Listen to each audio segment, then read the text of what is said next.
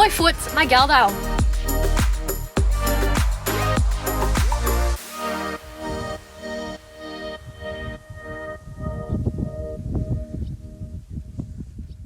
Je bent mooi eindje aan het toeren, meneer. Ja, dat is even roze. Hè?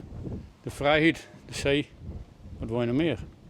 Ik reed op een Kawasaki Z650 met 1928. Ik weet precies hoe dat riet is. Als van oud. En kom je hier ook al van ouds of net, dit plakje? Ik ben uiteindelijk in het ziekenhuis in Ljouwert geboren, maar ik ga hier 8 jaar in een Holme goed wennen. Dus ik ben hier nou in de waarde, dus ik ben een verwaarde kleiklut. Ik kom hier altijd nog een 2-3 keer in die hier even om op een CD te zien, even over de zee te zien. Dat houdt toch wel een beetje binding.